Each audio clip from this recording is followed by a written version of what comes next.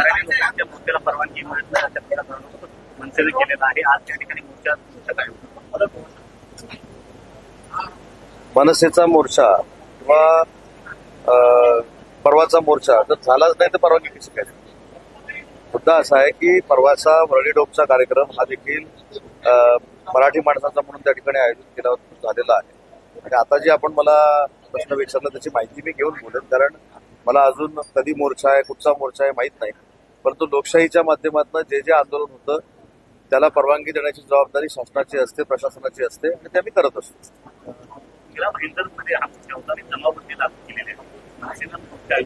याबाबत जे काही कायदेशीर असेल ते पोलीस तपासून घेतील आणि त्याच्यावर योग्य ती कार्यवाही करतील. उदयजी एक मिनिट त्याचबरोबर कुठला ITI या ठिकाणी त्या प्रमाणात करण्याचा काम पाडण्यात आलं आहे. संरक्षण त्या ठिकाणी 9,500 ते सोडण्याचा दावा स्विमिंग पूल बांधण्याचा प्रयत्न आहे अशा प्रकारचा आरोप आदित्य ठाकरे या संदर्भामध्ये कोणी आरोप केलाय याच्यापेक्षा त्याची वस्तुस्थिती तपासून बघू.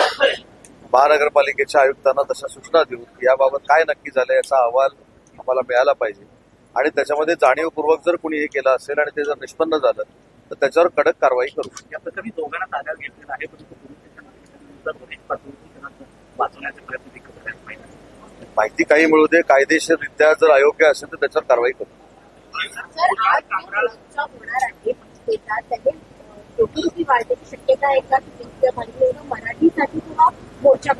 मी काल सभागृहामध्ये मराठी भाषेच्या संदर्भातली सगळी वस्तुस्थिती महाराष्ट्राच्या जनतेसमोर ठेवलेली आहे. मनसेनं मोर्चा काढलेला आहे हा त्यांचा वैयक्तिक भाग आहे, परंतु ज्या पद्धतीनं मराठीच्या भाषेवर राजकारण केलं गेलं आणि ज्या व्यक्तीनं हा अहवाल म्हणजे युबीटीचे पक्षप्रमुख मुख्यमंत्री असताना हा अहवाल डॉक्टर माशेलकर समितीचा स्वीकारला गेला, त्याच अहवालामध्ये नमूद होतं की हिंदी भाषा ही सक्तीची केली जाणार आहे. त्याच्यानंतर ट्विट देखील मुख्यमंत्र्यांचं झालेलं होतं, पण अचानक मनसेनं मराठीचा मुद्दा काढल्यामुळे त्यांनी या सगळ्या गोष्टीला युटर्न दिला आणि आपणच मराठी माणसाचे तारणहार आहोत अशा पद्धतीची भूमिका घेण्याचा प्रयत्न केला आणि मनसेवर कुटघोरी करण्याचा प्रयत्न केला. होती ना मला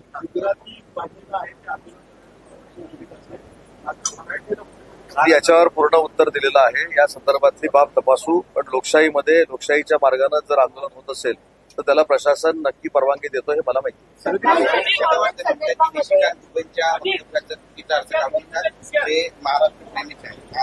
निशिकांत दुबेंनी जे वक्तव्य केलेलं आहे त्याच्याशी कोणीही सहमत नाही. महाराष्ट्राबद्दल आणि महाराष्ट्राच्या मराठी माणसाबद्दल प्रत्येकाला अभिमान असला पाहिजे.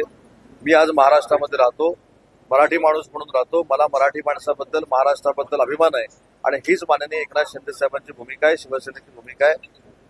दुबे कुठच्याही जरी पक्षाचे असले, आमच्या मित्र पक्षाचे असले तरी या वक्तव्याचं समर्थन करण्याची काय आम्हाला आवश्यकता नाही. आणि असाच खुलासा भाजपाचे नेते माननीय आशिष शेलार साहेबांनी सभागृहामध्ये केलेला आहे.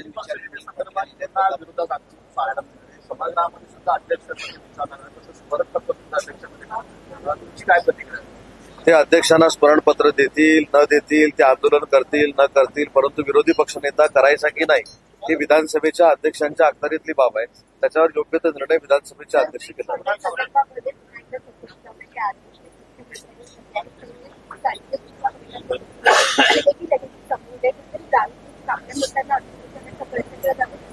अजिबात तुम्ही शंका मनामध्ये तशी आणू नका आणि निर्माण पण करू नका. मी स्वतः त्या सभागृहामध्ये होतो ज्यावेळी स्वतः संजय शिरसाट साहेबांनी त्याचा खुलासा पण केला आणि कोणाची चौकशी लावली पाहिजे तर आपण हे मिनिट्स देखील बघितले पाहिजे. जर टेंडरमध्ये अनियमितता असेल तर ते आपण तपासून घेऊ, अशा पद्धतीची मुख्यमंत्र्यांची भूमिका आहे. पण आपल्याला ही चौकशी लागली, आता आम्ही अडचणीत, आता शिवसेनेचा मंत्री अडचणीत, अजून अडचणीत, हे कोण सूत्रानं सांगतं मला माहित नाही. पण चुकीच्या गोष्टी देखील रेकॉर्ड घेऊ नये म्हणून मी सांगितलं. मी त्यावेळी सभागृहामध्ये होतो आणि कुठेही शिवसेनेच्या मंत्र्याला त्रास देण्यासाठी ही भूमिका मुख्यमंत्री महोदयांनी घेतलेली नाही. मुख्यमंत्री महोदयांनी सांगितलं की टेंडरमध्ये जर अनियमितता असेल तर तपासून बघू. पत्र शिंदे यांच्याबद्दल जे वक्तव्य केलं होतं, आता त्या 2 दिवसात आपले दाखवा नोटीस ज्या आहेत ती हक्कभंग समितीकडून पाठवली जाणार. तो हक्कभंग समितीचा अधिकार आहे, परंतु त्या कोण कामरा काय कोण आहेत कामरा त्याच्यावर काय एवढं बोलून त्याला लायकीपेक्षा मोठं करण्याची पण काही गरज नाही. हक्कभंग समिती ही कायदेशीर चालत असते आणि त्याच्यावर योग्य निर्णय हक्कभंग समिती घेईल. सर हिंदी में ले लें. तो निशिकांत दुबे सरेआम कह रहे हैं कि पटक कर मारेंगे और जिस तरह से अवहेलना करेंगे, मुंबई में कुछ रखा नहीं है.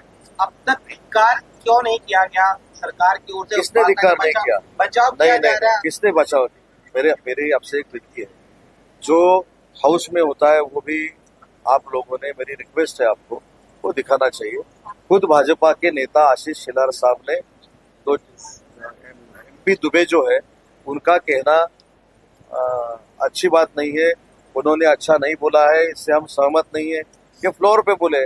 और शिवसेना हमारी जो है एकनाथ शिंदे साहब के नेतृत्व में चलती है, वो भी सहमत नहीं है. हम मराठी है, महाराष्ट्रीयन है, महाराष्ट्र में हम रहते हैं, उसका हमको अभिमान है.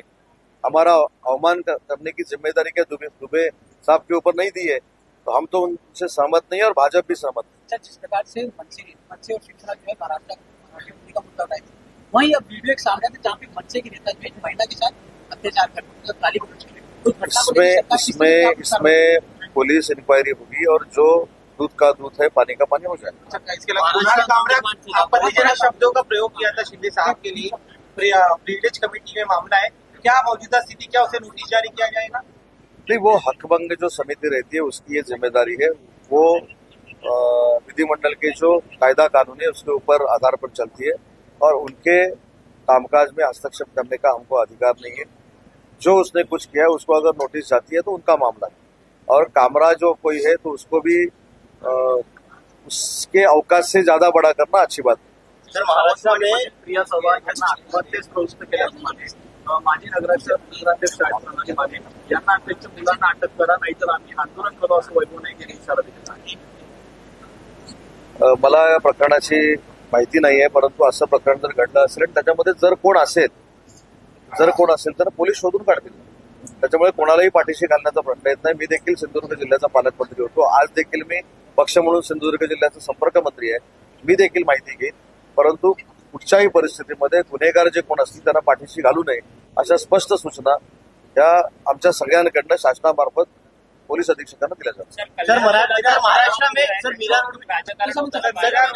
एमएनएस का मोर्चा निकालने वाले, लेकिन उसे इजाजत नहीं दी गई है. आरोप लग रहा है कि गुजराती लोग मोर्चा निकाल सकते हैं, महाराष्ट्र में अपने मुद्दों के लिए मोर्चा नहीं निकाल. ये प्रशासन की बात है. लोकशाही के तंत्र से अगर कोई आंदोलन कर रहा हो तो उसको परमिशन देना नहीं देना ये जिम्मेदारी पुलिस प्रशासन की है और पुलिस प्रशासन इसके ऊपर भी अन्याय नहीं करेगा, हे मुझको पता है. सर, पलावामध्ये जो काही 72 तासा अगोदर पूल उद्घाटन केलेलं आहे त्या पुलावर राजकारण होताना पाहायला मिळतंय.